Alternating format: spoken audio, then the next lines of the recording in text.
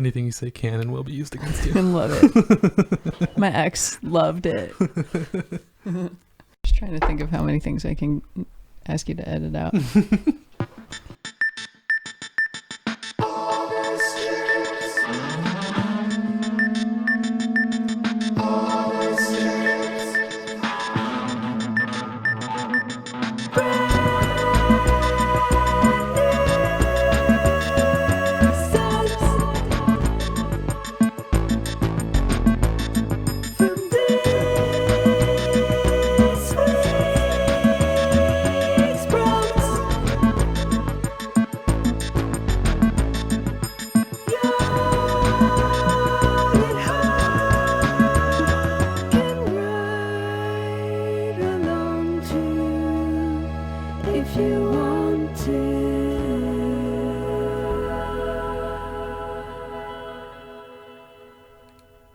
Hello, welcome to Honest Jam's songwriting podcast, wherein two friends thought they'd brush up on their songwriting by writing a new song every week based on a unique prompt.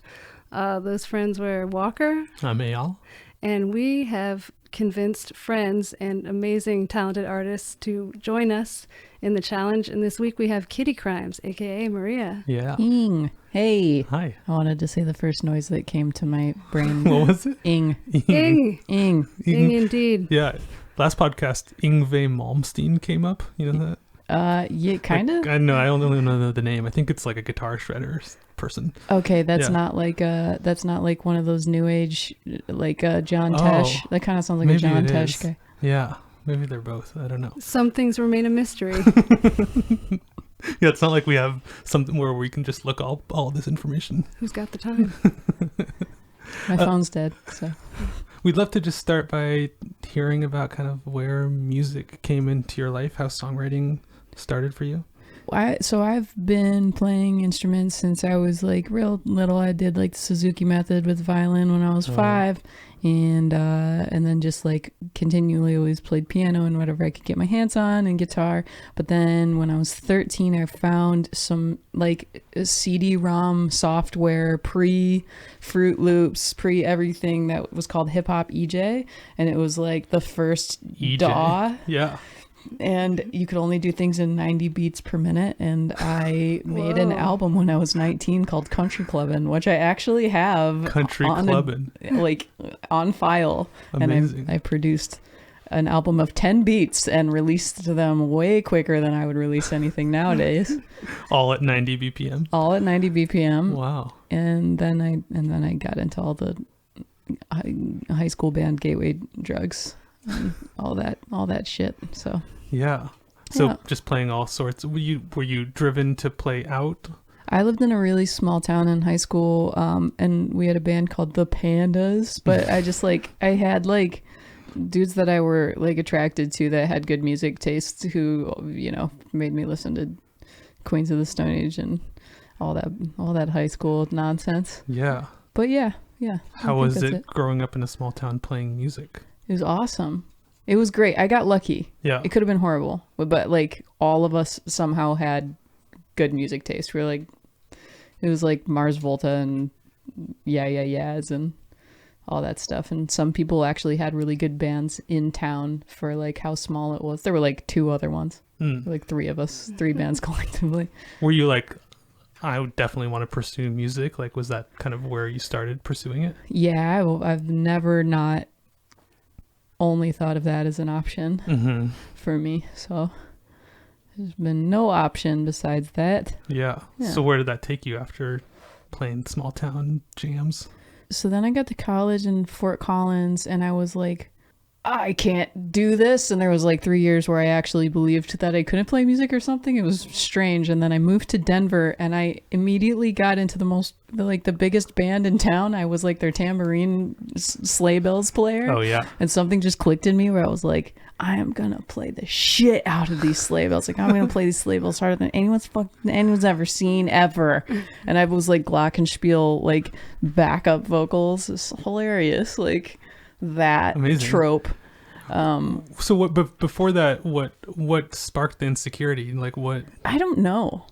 Like how did that affect you? I don't know, because we won the high school talent show, but maybe it was because there were only 5 other people in my class. No, literally, well, there were 38 people in my graduating high school class. Oh shit! I think it was just a mental block where I didn't know what it was like to be in a music scene, and then it was just a fake mental block. You know.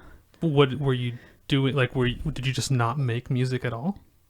Yeah, I was just like playing on my guitar and just, didn't think I was that great at guitar, and saw guys that were in emo bands, and emo bands are classically like really technical.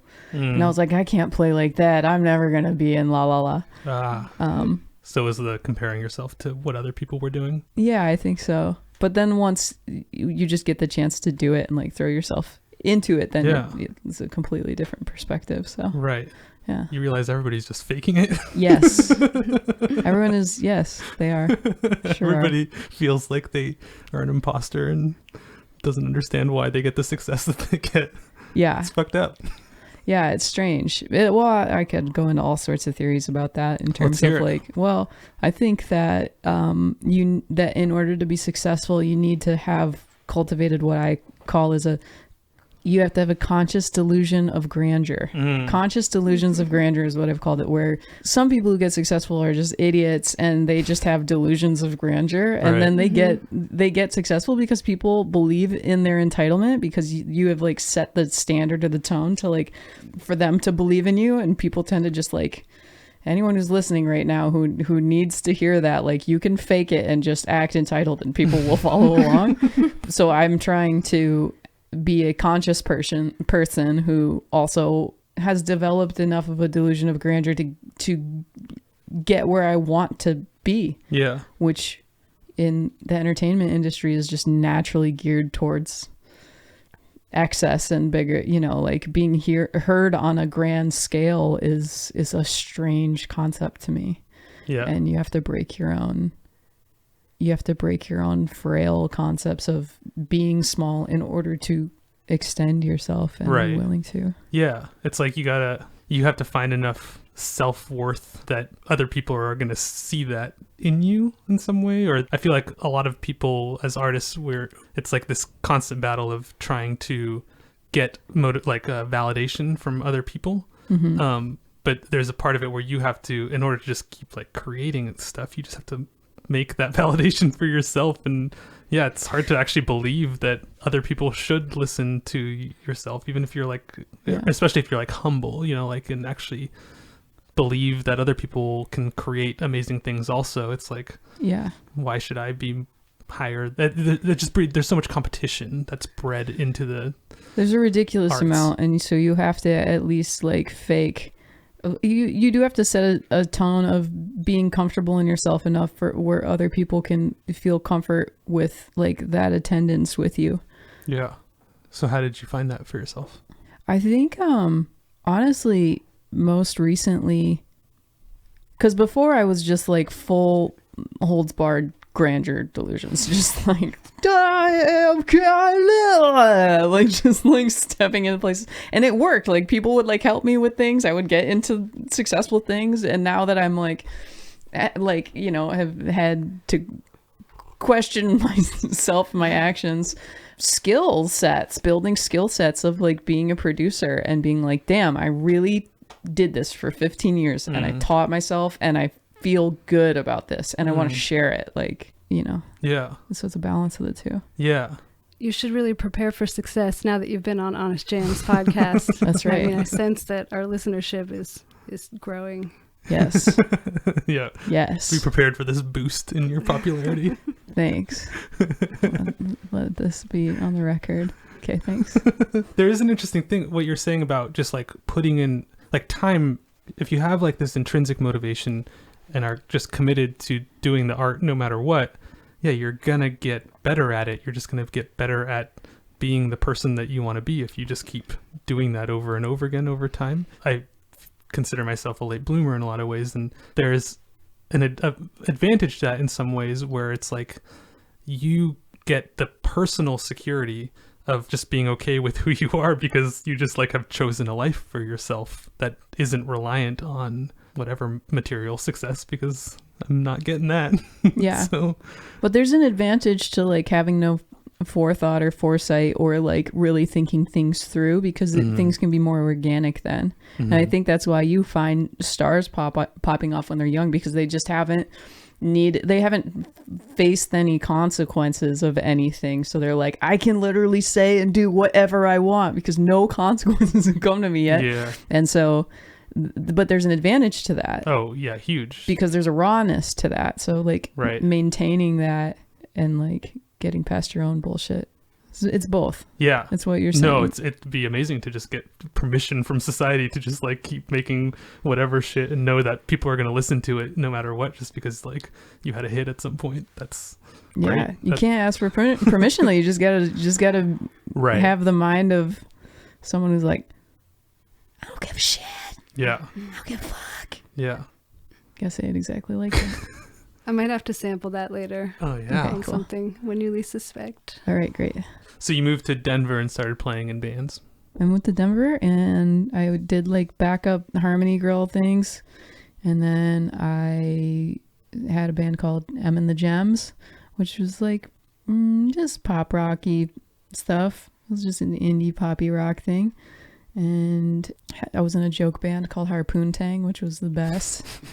What was the joke? It was the joke was that like there was this all-American folk band called Paperbird, and the three girls in that who did 3-part harmonies had this dick joke band called Harpoon Tang, and then me and one additional folk person like just made ridiculous songs like "Give Me My Hymen Back" and "Rocket to Beaver" was a song I contributed. Have you always had kind of like a tongue-in-cheek approach or like inflection in the music that you make? I think that for me is what gives me like breaks away the barriers or resistances to being raw, is humor allows me to not think about if it's like special enough or weird enough, like if I get too precious or important or emotional. Like sometimes emotional songs come out and it's awesome and it means something and it's real, but sometimes humor is what allows me to just like be spur of the moment and organic. Totally. We've talked about that a lot, about just like sometimes like I'm not as willing to do that with my own music, and it's often because I'm treating it like it's such this like precious thing that has to have this like deep meaning or something like that. And it's just, this podcast has been really great, and just like whenever I've done this kind of exercise in my life, because I do have that side of me where I'm like, I have those songs, but I'm not willing to like commit to it in the act of like servicing a certain project where it's like I'm writing songs that represent like what I want to say to the world or something like that. So I really value the like ability to just like be okay with that. Yeah, thanks. Yeah. I make jokes about like always wishing I always wish I was Bjork is like something that I would say, because there are these artists where like they're on the weirdness alien special color spectrum of Bjorkness, and I'm like, I always wish I could be like that weirdo, that far out special thing, but like I think I just collect people who are my personal Bjorks, you know, in my rostrum who support that energy in me, and but then I kind of do my own thing on the side of it. When did Kitty Crimes is it an extension of that original thing that you made on the computer? Yeah, it was kind of picking back up from being 13 years old and making country clubbing. And when I got Ableton, it was like leaving my second follow-up album, The Country Clubbing, was being Kitty Crimes. And I made a song called Find a Penny. Yeah. Did that start in Denver too? Mm-hmm. Yeah. Cool. Kitty Crimes was a really good avenue for me to like step into a different energy and skin. And what did it do for you? It just allowed me to explore the performance art aspect of being in the delusion of grandeur, but in a safe way, you know, in a way where it's just like, no, I just want to do this. I want to do this because people might judge me. I want to do this because it makes me feel really uncomfortable. And if I'm on stage and I need to create this bigness, maybe it'll help people have a sense of bigness in themselves too. does that feel like a persona? Yeah. Okay. So, but does it feel like you also? Yeah. Okay. Yeah. I get that. Yeah, it feels like both. It feels like kind of like a protector energy. Uh-huh. You know, like a big kid sister version of me that doesn't let anyone mess with me. Yeah. I like that. Yeah, they're useful. There's use in it. I think everybody does that on some level when you go on stage, you know, where it's like you have to become the thing that channels the message that you're trying to put out there. So you like, can't be that thing all the time. No, but like Father John Misty made a good example of how like he felt like that, like he made the most ridiculous moniker that he could find, like the most ridiculous persona moniker, but then he found that those songs were so much more genuine than his like folky Jay Tillman trying to be precious about shit. Yeah. So it's because there's like that abandon. Right. You allow yourself to go there. Yeah. Cool. Well, we want to hear where you went with your song. Okay, great. I'm but excited first, for us to share. Before we do that, we do this little thing and it goes like this. What does the internet say on the topic of the day? And if it's wrong, you can let us know by using the internet too. All right, well, I found some interesting hair facts on the internet, and I would like to present them to both of you in quiz format.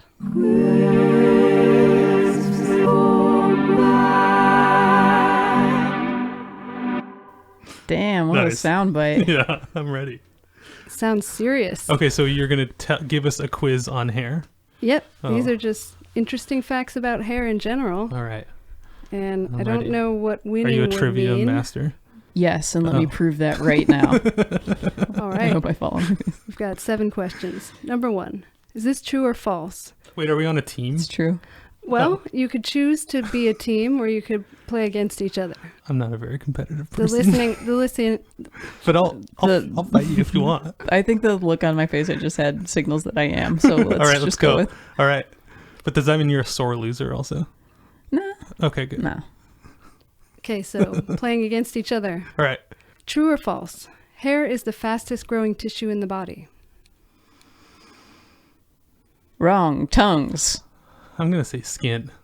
Yeah, I'm going to say skin too. I don't really know. I'm going to say false, also bodies. skin. Yeah, All you have to say is false or true. I think we're both false. Are you not going to tell us our answer? I'm circling. I'm sorry. I'm circling correct. You're both correct. Oh, yeah. Because bone marrow is a faster growing tissue in the body than hair. Huh. But hair's second. Bone marrow. What happens? Why does it have to grow back? But does the bone get bigger? I don't understand. The problem with us researching things on the internet is like we don't actually know anything about these Yeah, facts. this is beyond the realm of answering by a quiz from mainandtail.com or wherever I got Mainandtail.com. something like that. Gonna have to do a bone episode at some point. that could go in a lot of weird ways. Okay, moving along. Does hair grow slightly faster or slightly more slowly in warm weather? Slightly faster. I'm just because we're competing, I'm going to go slightly slower. Okay, Maria gets it. It grows slightly faster because heat stimulates circulation and encourages hair growth. Sure. Question 3. Which of these 3 can scientists find out from hair samples? 1, drug use. 2, biological sex. 3, intelligence. I'm going with A. 1. Sauce. Drugs. Drugs. That's right. You're both right. You got Okay. that one. You're so dramatic with our answers. I feel like I'm on the Correct. edge of my seat. I know. You should edit in a little Little like ding. ding when Oh, you yeah. get it correct. Actually, that would be great. I wish I Right. had a bell. And an A. Okay. Question 4. The scientific term trichoptilosis refers to what condition? 1, dry damage. 2, split ends. And 3, not pulling off a hairstyle. I'll go with A. 1. Yeah, I think it's A.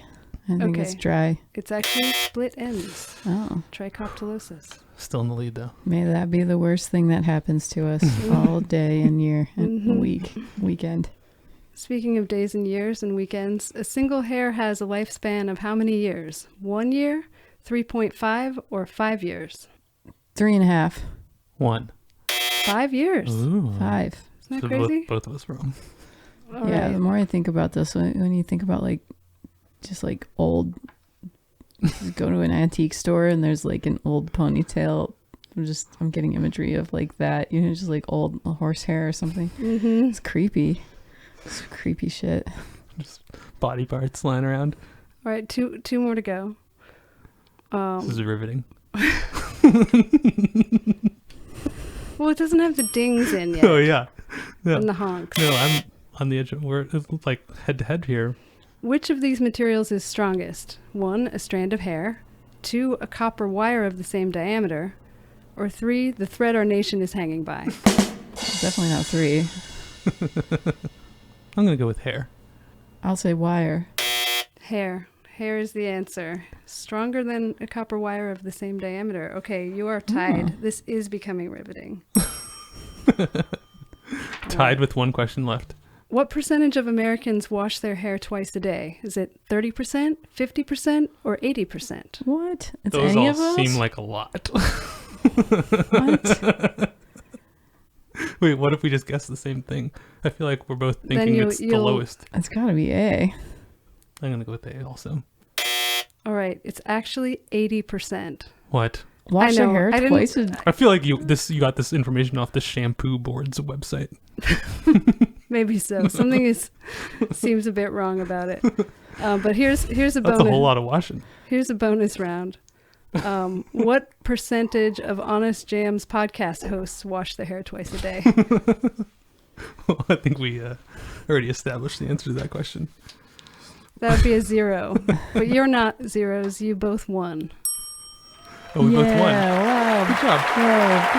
What's that? Zeros and ones? Binary? So I found there's one thing on the internet that has to do with hair that I'm somewhat obsessed with because I'm obsessed with this guy. Do you know Hermeto Pascoal? Do you know who that is?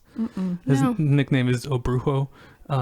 He's this Brazilian savant, like can play so many different instruments in crazy ways. This video that he has with him and Elis Regina doing the song Corcovado is like my favorite musical thing on the internet. But he's just like a maniac. And there's this one thing that he does called Music from the Beard, where he plays his beard. And that's what I thought of. So I just wanted to show you all a little bit of this music from the beard. This looks like a John Tesh thing. This is John Tesh era. Wow, that guy is I love him. stoned. He's bored and stoned, and he is having a good time.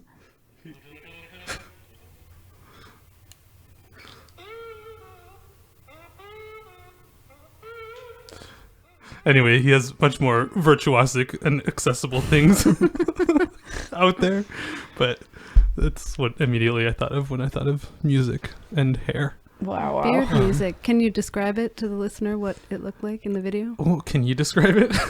He looks like a Santa Claus. He looks Yes. like his grandkids like get sat down once a year for him to like do these things, and they're like, "All right, Grandpa."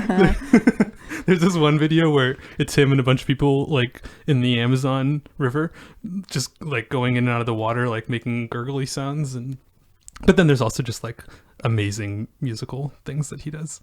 So, yeah, he's one of my favorites. Hell yeah, he's a different brand of eccentric. That's what the internet said. Right, Maria, it's time for us to listen to your song. Okay, sweet. Yeah. What did you make this week? What did you make this week? Tell us all about it. Tell us all about it. Tell us all about it. Tell us all about it. Tell us all about it. Tell us all about it. Tell us all about it. Tell us all about it. Is there anything you want to tell us beforehand?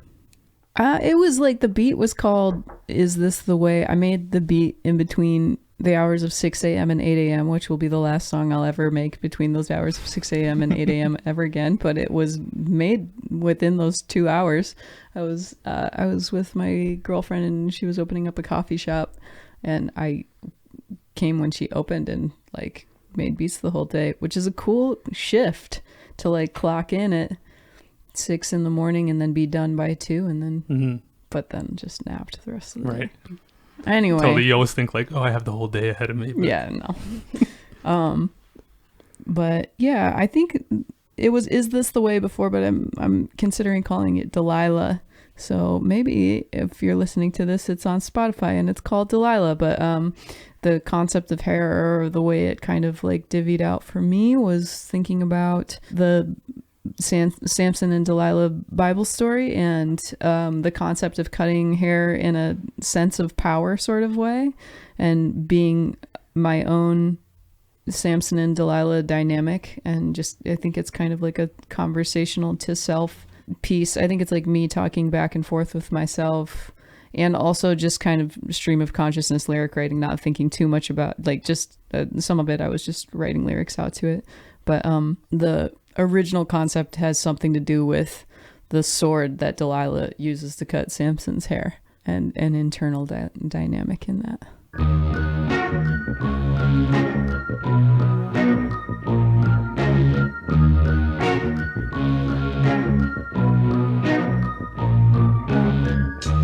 Oh no, go for full force. Am I Delilah's sword? When you think you'll find yourself,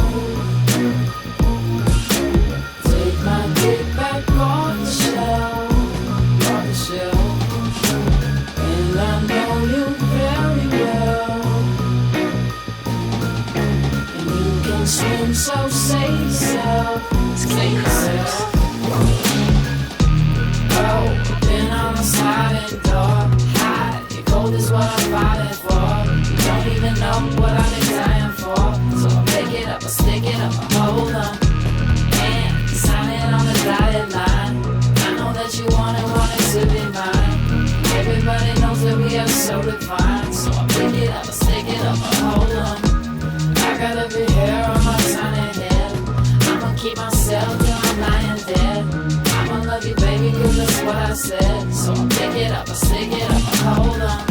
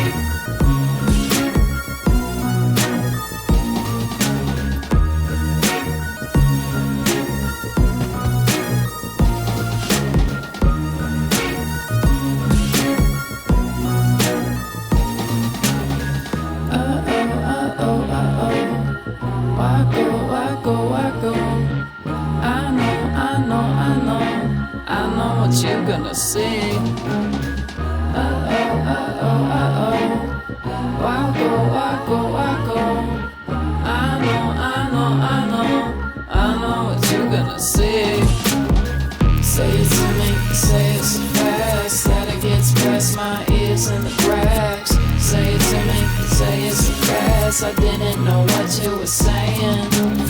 Say it to me, say it so fast that it gets past my ears and the cracks. Say it to me, say it so fast, I didn't know what you were thinking. Say it to me, say it to me, say it to me. Say it to me.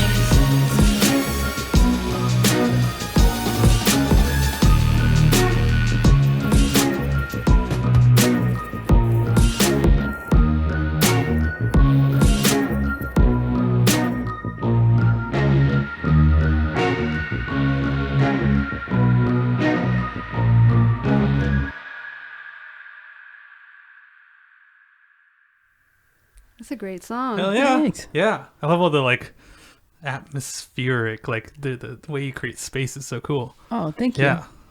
Yeah, and lots of extra fun for headphone listeners. Yeah, totally. Cool. Love that Yeah. delay I'd like that sort of sweeps out to the right. Mm-hmm. Hey. How did you make it? What do you mean you made it in a cafe? I made the beat pretty quickly. So what did you do to make the beat? Oh, just a bunch of samples, threw them together. Okay. How does that look?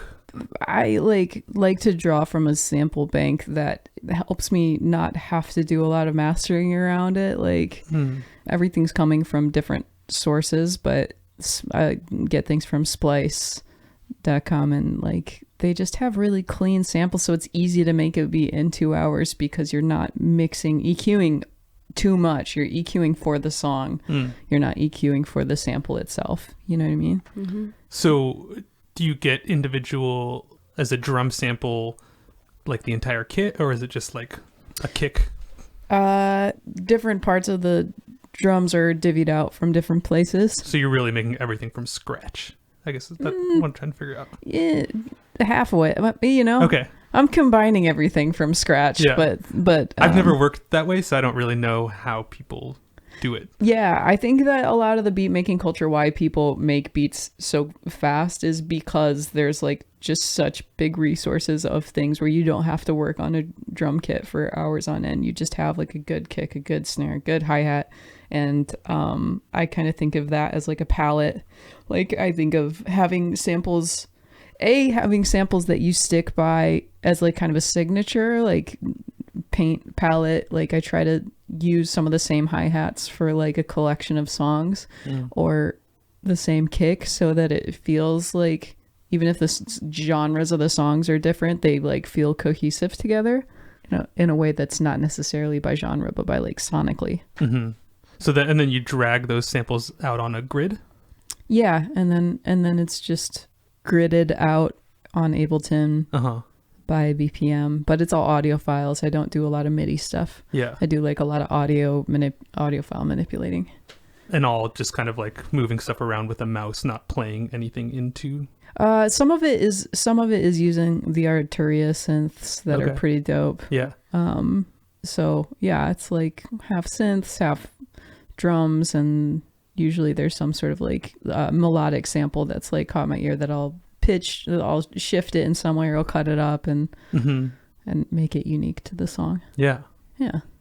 Yeah. Maybe we should have that be a prompt at some point to like force ourselves to do, because I don't think that's either of our kind of like instinct is to you go. should make a song off of Splice. I haven't. You would make wild shit. You'd be like, what? Because you can turn them into keyboards too. You can play them on keyboards and stuff. Right. So then you had the entire song kind of instrumental part made? Yeah. Were you thinking about the vocal? You were saying you were kind of like... Not at all. Okay. And when I came here, where we're recording the podcast now to record the vocals, and I had no idea what I was going to say. I had no idea what it was going to be about. I just knew it was about hair, and so Strand of Consciousness talked about things, and also window of what? Truth window. Truth window. Yeah. I think I was going through a dark time. I think I was like in a pretty dark headspace. So some of those lyrics are like conversation to self, dark headspace things. Yeah. Yeah. What does that do for you to be able to process through that stuff in the art that you're making? I think it's like probably after the fact. Like I only get perspective about things that I said a few months later. Yeah, so I'm not really thinking about it. It's just the energy that I'm doing it, and then also sometimes I literally get writer's block because things that I write come true, and so I try if something comes out organically that I don't want to happen, I will prevent myself from saying it. Oh, which is resistance. Yeah, but it's because I don't want it to fucking happen because it happens. So yeah, that's interesting that you can kind of like. I think that's what art is for in a lot of ways, is kind of like it shows you where you're at, you know, like you can't really fight what it's telling you. No. Yeah. It comes from inside. Yeah, it's a direct reflection. Yeah. So that was pretty much done once you were... Yeah, the vocals, the things that I am the least afraid to release are the things that happen really quickly. It's like we were talking about how when it just like kind of comes together really quickly and you don't have the preciousness around it. I think like I want to release this song, but I have a big handful of other ones I've thought about forever. Yeah. And because there's not a lot of thought around this one, I'm just like, oh yeah, I can put this out. Because it's done right. Yeah. Yeah, there's something about creating something so fast that you just really can key into the vibe and not overwork it in a certain way where Yeah. like you like do a performance that matches exactly what it needs in that moment, and then it's almost like it doesn't need mixing on some level, because Yeah. it's like you did a performance that is mixed in the way that you actually wanted it to be. Yeah, exactly. Cool. Well, thanks for sharing your Yeah, song. thank you. Yeah, Thanks for the thanks. prompt. I really Hell enjoyed yeah, it. yeah, you come back anytime and do another one. Okay, sweet. Yeah. Well, do you want to share your song? Sure, Yeah, I'll go let's next. hear what do you want to tell us about it? Well, the lyrics on the chorus and the whole concept I thought of first, and a little time passed between then and doing it, and maybe I won't even say it. Okay. We've been talking about the use of humor in songs already, but I'll let it play. What is it called? It's called Big Hair, which there's not a song called Big Hair, amazingly. There's not one that exists? I couldn't find one. Whoa. All right, you got the market. Trademark it.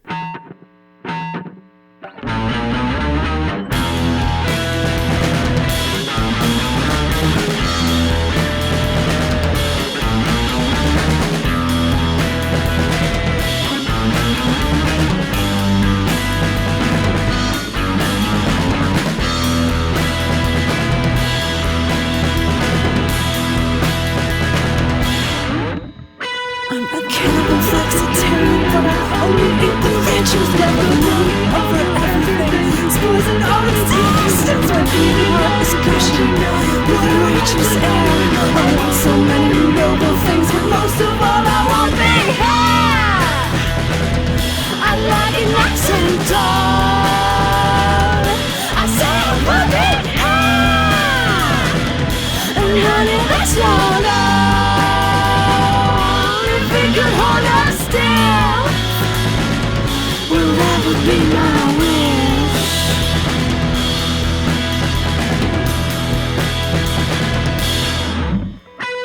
It's the intrusive source of existential dread. The activity and understanding of how debased these fuckers get. The architects of misery, the impotence of prayer. Combined to get you full of never fucking eyes and body. So make it nice and tall. I said, what the hell? And honey, that's not all. If they could hold us still, well, that would be my wish.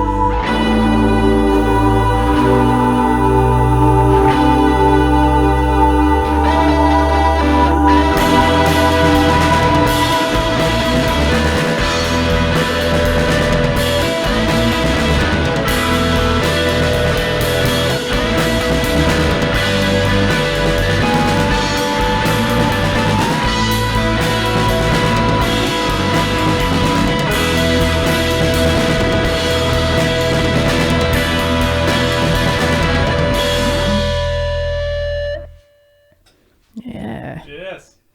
Man, those guitar riffs are so sick. And the Yeah. drum line. Oh, thanks. Hell yeah. It's saturated really well, too. Yeah. Amazing. And I like how clean the vocals are on top of like how crunchy everything else is. It's like nice. It's funny because I wanted to hide behind, well, first of all, I want to just be able to turn it on like a tap and just like have a beautiful, screamy, shouty, whispery voice all at the same time. But, I just did what I could do. And I wanted to hide behind putting a bunch of like distorted effects on the vocals. So it Oh, sounded yeah. more like rock and roll or something. But it ended up sounding so muffled. So I just left them clean for the most part. Yeah, They it sounds cool. Yeah, they Clean. sound tough. Yeah. So I know you were waffling between whether or not to sing it really quietly or really loudly. What did you decide? Well, I isolated one of the sort of whispery / screamy, like the main vocal that's mixed more on the left side. May I deepen your understanding of how debased these fuckers get? So there, that's just a little slice. It was a fun time. I don't think anybody was upstairs at the time. I think Victor was out of the house. Were you feeling self-conscious about it? A little bit, yeah. It's like we've talked about this before. It's hard not to, even when you're like, I mean, living in this house is just like an open contract to make weird noise and be cool with it. Be cool with everyone's weird noise. Yeah. But still, it's like, because I was trying different things. I mean, I was more embarrassed about not just the volume of it or the screaming or something, just, you know, trying on different voices, because you have stuff that you like and you go for it and you're not believable at first. You know, it takes a little while to, like, for me at least, to find my voice, and I'm trying to expand into all these different types of singing I don't do. So just hearing someone else hear you try on things feels like, I don't know, like sneaky or something. I know when I'm in my voice, like I know when I'm in my right voice and when I'm not. And exactly. I think I'm near some people, like when I record here, I can get into that and I don't feel self-conscious, but there are some areas where like I can hear, like I can be like, oh, I can't do these takes. This isn't my real voice. You know, this isn't my, like, this isn't that thing that I work with. Yeah. Yeah, even if you're doing like an affected thing, it still has to feel like you doing that affected thing, and to find what that is. Sometimes you don't know how to like yell in a certain way. There was no one else home, but I put I had like a cardigan and some like really comfy slippers, and I put on my Doc Martens and my hoodie and stuff. I don't know, I got like all dressed up to come down and record to play the role. I just thought I'd be too relaxed with like the slippers. Yeah. So sometimes you gotta put on something. Yeah, it's real. Do you ever change clothes strategically to get into a feeling? No, it but I'm not a seem big like clothing person. I don't know. I'm kind of just like the same clothes all day, every day. Do you have similar? Do you record like in a space where you're pretty isolated, or do you get self-conscious around? No, I record where I can, but I actually like working on music of any kind around people where there's not too much of like, there's where it's comfortable, but there's some kind of distance happening. Like if you guys are upstairs, you're not really listening in on me, and I know you're not concerned. And being at coffee shops, I like working near people, but them having no idea what I'm doing. Yeah, it's always interesting trying to just like that social element of it, of like, yeah, am I making a sound that is like socially acceptable? I think it helps. Like, I think being around people helps me feel informed by like how they will think and feel listening to it. Like in a subconscious way, I'm like thinking about, I don't know, I'm just like trying to absorb the energy of people around me while I'm doing it, so that it's relatable to them, right? In a weird sort of osmosis kind of way. I get that, because it's like if you nail it, we don't consider the audience here. We just make stuff and throw it into the void, right? That's generally what I go for, and it helps being in a space where I know any sound that I make that's heard will be, you know, might be annoying or something, but it won't be like judged for being like, I think people understand that we're just trying shit out sometimes. Yeah. Right. Yeah. And just for a second you think it's the cat and you're like, is the cat okay? Oh no, it's just some wailing, swooping tones, vocal tones coming from upstairs. So how did you make the song? Let's see. I came up with the riff first on the electric tenor and just threw that down to a click, doubled it on the bass, and then I did drums. I think it was like 2 takes or something. I thought of the beat in my head and it was pretty relentless. There's like constantly fills. It'd probably be a good arrangement choice to have some variance, but that's what I was hearing in my head. So I just wanted to honor that and go for it. So I'm just like, chugga chugga. It never felt monotonous to me. Oh, okay, cool. Yeah. There's a lot of other shit going on at the same time to kind of. Yeah. Your tenor guitar is your secret weapon. Totally. We should mention that we're in a band. Oh, yeah. We absolutely are. Yeah, you and me are in a band. Yeah, and it is delightful. Yeah. It is such a fun band. It's called Talking to Johnny. Yeah. Yeah, you should write more riffs for it. They're sick. They're super good. Oh, well. So you got the whole drums. Yeah, I was able to pretty quickly. And I only used one mic. That also made it very streamlined. Mm-hmm. Just the SM7 that I'm speaking into now, just above the drum set. And then I put a kind of distortion plug-in over it just to give it even more crashiness or whatever. Then I had the lyrics already for the chorus, but the verse lyrics I just wrote over the riff. When you wrote the chorus, did you know that it was tongue-in-cheek? I did. Okay. I absolutely did. And I was going to go that route more in the beginning to match the chorus. Instead, it turned into this like political anxiety, like inner monologue vibe. But, you know, it's still just like a joke. Still kind of jokey. Yeah. That's how it came together. Nice. Anything else you want to say about it? Cool song. Riff rock. Very riffy. Yeah, no, nothing else to say. What did you make? Well, okay, so I think Hair made me feel there's something like materialistic about it or something like that. I don't know. It made me feel that way. And I started writing something, and I think here's what I originally wrote, and it just kind of like, there just wasn't really room in it to do anything. I don't know. I just didn't like really...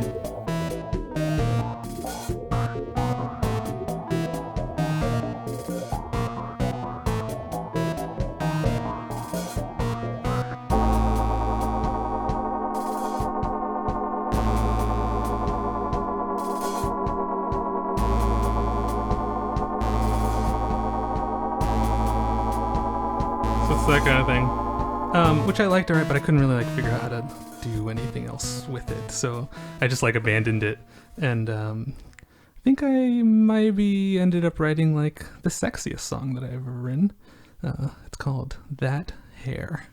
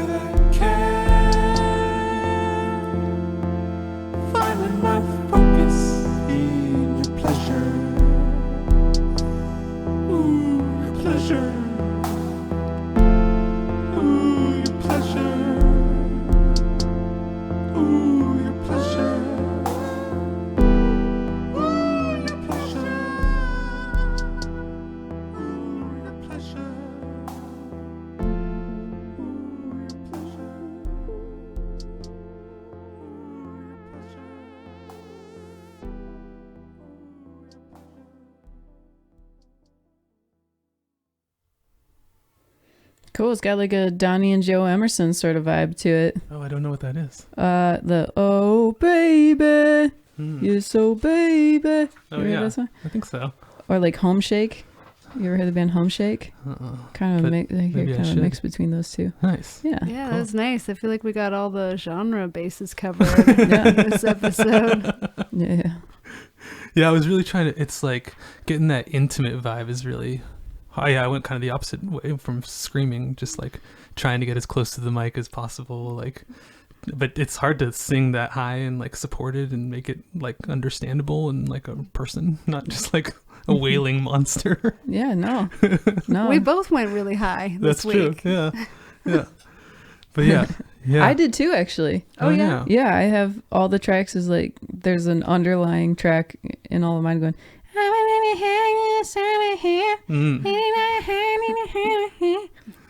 so I'm doing it too.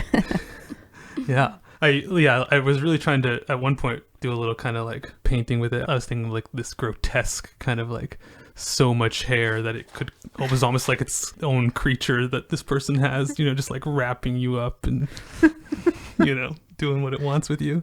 But I tried to kind of do that with the vocals at one part where with the panning. Ooh, the hair, the hair, the hair, the hair wrapped around my body, sliding down, like moving around like that. Oh, yeah.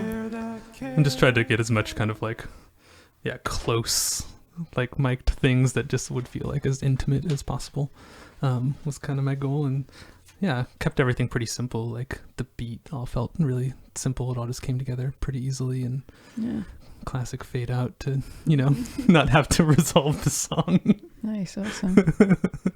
Love a good fade out. Yeah. Yeah. So. Well, now you got my mind in sci-fi, thinking about this hair creature. It is kind of sci-fi. It is kind of like Barbarella sci-fi sort of vibes to it, like Austin Powers Barbarella. But like also reminds me of this band Home Shake he's Home the Shake. keyboardist for Mac DeMarco. Okay. And if you listen to that, you'll probably find some similarities. Cool. Yeah. I'll check it out. Yeah. Well, we did another one. A week of songs. We did. That was so fun. Thank you for writing a song. Hell and yeah. playing Thank it you. for Yeah, us. thanks for being on the podcast. Hell yeah. We gotta have a new prompt for next week, huh? Right. Well, we've said so many things in this episode. Yeah. So why don't we leave things unsaid for next time? Things unsaid. Things unsaid. Okay. Is there anything you want to tell the world about your... Listen to Kitty Crimes. Follow Kitty Crimes? them on the internet. Cool. Yeah. do That's it. That's just thank you Wonderful. though for that. If you're in the Portland area or on the internet, I do tarot readings under the same name, Kitty Crimes. Cool. But if you can find me on Spotify, I also license out my instrumentals. If you liked the beat that you heard, you can listen to more of those instrumentals and license one out for yourself on kittytunes.com. So nice. yeah. Awesome. And talking to Johnny, right? And talking to Johnny. Yeah. Cool. Well, thanks for being on the podcast. Yeah, thank you. Thanks. Yeah, thanks for doing this. And There's only one thing left to say. we can bang on pots and pans. And still kick out some honest jams.